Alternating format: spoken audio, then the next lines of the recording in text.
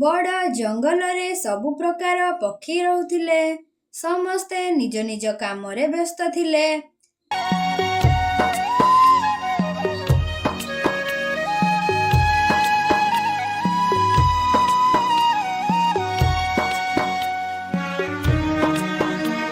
ଥରେ ତାଙ୍କ ଜଙ୍ଗଲ ଦେଇ ଗୋଟିଏ ନଦୀ ଯାଇଥାଏ।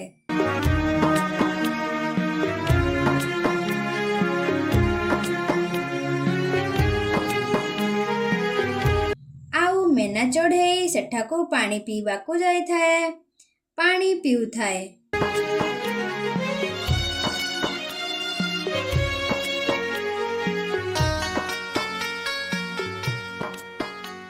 ମେନା ଚଢ଼େଇର ନଜର ନଦୀ ମଝିକୁ ପଡ଼େ। ପାଣିରେ ଗୋଟିଏ ପକ୍ଷୀ ବସା ଭାସି ଭାସି ଯାଉଥାଏ। ଆରେ ଏହି ପକ୍ଷୀ ବସାଟି ଭାସିକି ଯାଉଛି କେମିତି? ଲାଗୁଛି କାହାର ବସା ଭାସି ଯାଉଛି। କାହାର ନଦୀ କୂଳରେ ବସା ହୋଇଥିବ। ଆଉ ପବନ ଅଧିକା ହେବାରୁ ତାର ବସା ପାଣିରେ ଭାସି ପଡ଼ିଥିବ। ବିଚରା ଆଜି ରାତିରେ କେଉଁଠି ଆଶ୍ରୟ ନେବ କେଜାଣି? ବସାଟି ଆଉ କିଛି ଦୂର ଭାସିକି ଆସିବା ପରେ ମେନା ଚଢ଼େଇ ଦେଖେ ସେହି ବସାରେ ଗୋଟିଏ ଛୋଟ ପକ୍ଷୀ ପିଲା ଥାଏ। ଆଉ ସେହି ପକ୍ଷୀ ପିଲାଟି ଏତେ ଛୋଟ ଥିଲା ଯେ ସେ ତାର ଆଖି ଖୋଲି ନଥିଲା। ଆରେ ବାପରେ, ଏହି ବସାରେ ଗୋଟିଏ ଛୋଟ ପିଲା ଅଛି। ମୁଁ ଯାଏ ଆଗ ସେହି ବସାକୁ ପାଣି ଉପରକୁ ଆଣିବି।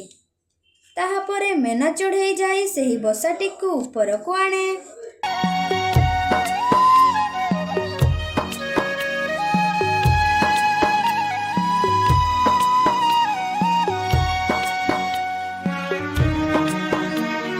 ଆରେ ବାପରେ, ଏହି ଛୋଟ ପିଲାଟି ତ ତାର ଆଖି ଖୋଲି ନାହିଁ। ୟାକୁ କିଏ ପାଣିରେ ପକେଇ ଦେଲା ନା ଏହି ବସାଟି ପବନ ଯୋଗୁଁ ପାଣିରେ ପଡ଼ିଗଲା? ୟାରି ମା ୟାକୁ ଖୋଜୁଥିବ। ମୁଁ ଯାଏ ୟାକୁ ଆଗ ଆମ ଜଙ୍ଗଲକୁ ନେଇଯିବି।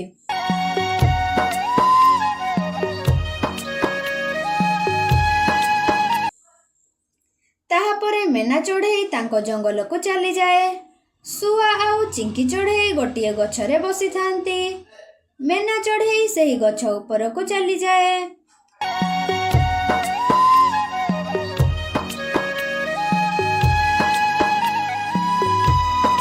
ଆରେ ଶୁଆ ଭାଇ, ଚିଙ୍କି ଦିଦି, ଦେଖ ମତେ ନଦୀରୁ ଆଜି କଣ ମିଳିଛି।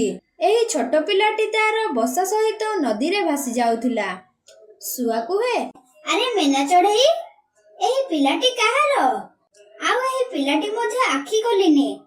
ତାର ମା ତାକୁ ଖୋଜୁଥିବ। ଏବେ ଆମେ କଣ କରିବା?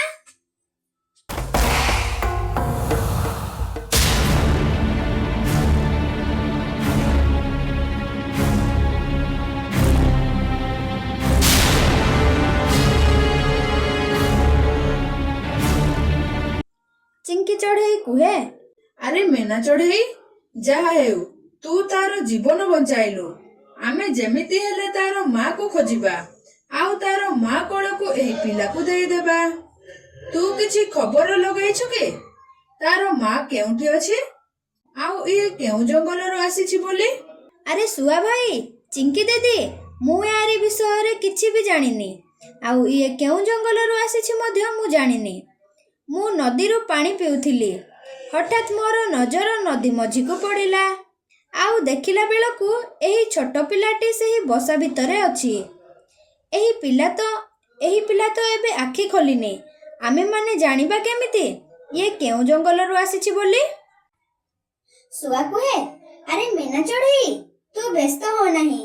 ଆମେମାନେ ସବୁ ଜଙ୍ଗଲକୁ ଯାଇ ଦେଖିବା କେଉଁ ପକ୍ଷୀ ତାର ପିଲା ପାଇଁ ଦୁଃଖରେ ଅଛି। ଆଉ ଯିଏ ଦୁଃଖରେ ଥିବ ତାକୁ ଯାଇ ଆମେ ପଚାରିବା।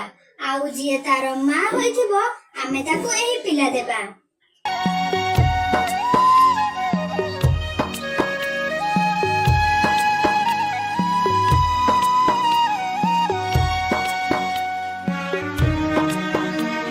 ସେତିକି ସମୟ ଭିତରେ ସେହି ଛୋଟ ପକ୍ଷୀଟି ଆଖି ଖୋଲିଲା। ଆଉ ଏମାନେ ତିନି ଜଣଙ୍କୁ ଟୁକୁରୁ ଟୁକୁରୁ ଦେଖିଲା। ମା, ମା, ତମ ଭିତରୁ କିଏ ମୋର ମା? କୁହ, ମୁଁ ମୋରି ମା ପାଖକୁ ଯିବି। ତାହାପରେ ତିନି ଜଣ ଯାକ କାନ୍ଦି ପକାନ୍ତି।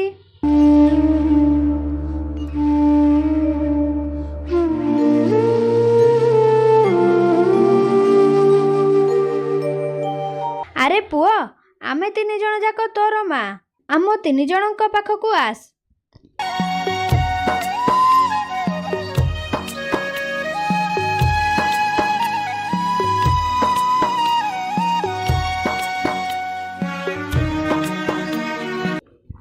ଏମିତି କିଛି ଦିନ ବିତିଯାଏ।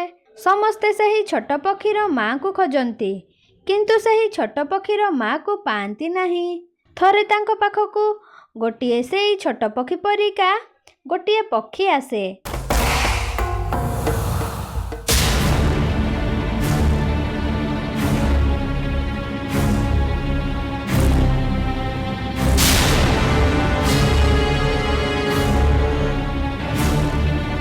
ଆରେ ଝିଅ, ତୁ ଏଠାରେ ଅଛୁ? ମୁଁ ତତେ କେତେ ଆଡୁ ଖୋଜିଲିଣି, ଆଉ ତୁ ମୋରି ପାଖକୁ ଆ। ମୁଁ ଖାଦ୍ୟ ପାଇଁ ଯାଇଥିଲି, ତତେ କିଏ ସେଠାରୁ ଚୋରି କରିକି ନେଇ ଆସିଛି? ଛୋଟ ପିଲାଟି ସେମିତି ଚାହିଁଥାଏ। ଶୁଆ, ମେନା ଚଢ଼େଇ ଆଉ ଚିଙ୍କି 3 ଜଣ ମଧ୍ୟ ସେମିତି ଚାହିଁଥାନ୍ତି।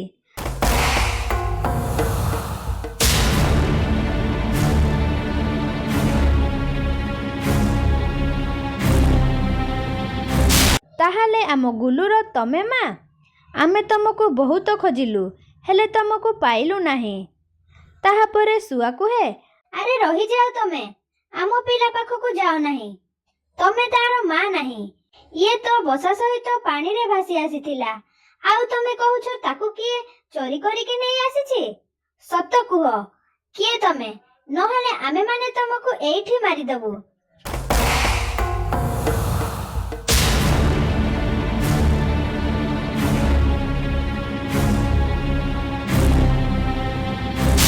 ତାହାପରେ ଆର ପକ୍ଷୀଟି ସତ କୁହେ, ମୁଁ ଅନ୍ୟ ଏକ ଜଙ୍ଗଲର। ଏହି ପିଲାର ମା ଗୋଟିଏ ଯାଦୁଗର। ସେ ଯାହାକୁ ଛୁଇଁବ ସିଏ ସୁନା ହୋଇଯିବ। ଆମ ଜଙ୍ଗଲରେ ଗୋଟିଏ ଦୁଷ୍ଟ ଶିକାରୀ ଚିଲ ରହୁଛି। ସିଏ ଆମ ସମସ୍ତଙ୍କୁ ବହୁତ ଟର୍ଚର କରୁଛି, ଆଉ ଆମ ପିଲାମାନଙ୍କୁ ଖାଇଦେଉଛି। ସେମାନେ ଜନ୍ମ ହେବା ମାତ୍ରେ ସେ ଆମମାନଙ୍କୁ ବନ୍ଦୀ କରିକି ରଖିଛି। ସେ ଆମ ପିଲାମାନଙ୍କୁ ଖାଲି ଖାଉଛି। ୟାରି ମା ସେହି ଚିଲକୁ ଅଭିଶାପ ଦେଇଥିଲା କି ମୋରି ପୁଅ ଜନ୍ମ ହେଲା ମାତ୍ରେ ତୁ ତାକୁ ଖାଇବୁ। ମୁଁ ଜାଣିଛି, ସେଥିପାଇଁ ମୁଁ ଅଭିଶାପ ଦେଉଛି। ତୁ ମୋରି ପୁଅକୁ ଛୁଇଁବା ମାତ୍ରେ ତୁ ଜଳିଯିବୁ। ସେଥିପାଇଁ ସେହି ଚଢ଼େଇର ପୁଅକୁ ସେହି ଚିଲ ଶନ୍ୟ ଲଗାଇ ସେ ଜନ୍ମ ହେବା ମାତ୍ରେ ନଦୀରେ ଭସାଇ ଦେଲା। ତାହାପରେ ମୁଁ ସେଠାରୁ ଚାଲି ଆସି ସେହି ପିଲାକୁ ଖୋଜିବାକୁ ଲାଗିଲି, ଆଉ କିଛି ପକ୍ଷୀମାନଙ୍କ ଠାରୁ ଶୁଣିଲି କି ତମ ଜଙ୍ଗଲକୁ ଚାଲି ଆସିଲି। ଚିଙ୍କି, ମେନା, ଶୁଆ ଆର ପକ୍ଷୀଟିର କଥା ଶୁଣି କାନ୍ଦି ପକାନ୍ତି।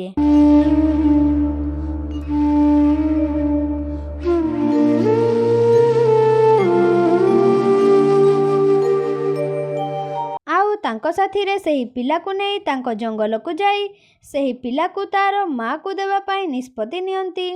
ସମସ୍ତେ ମିଶି ଆର ଜଙ୍ଗଲକୁ ଯାଆନ୍ତି, ଆଉ ସେହି ଶିକାରୀ ଚିଲକୁ ସେହି ଛୋଟ ପିଲାଟି ଛୁଇଁ ଦିଏ।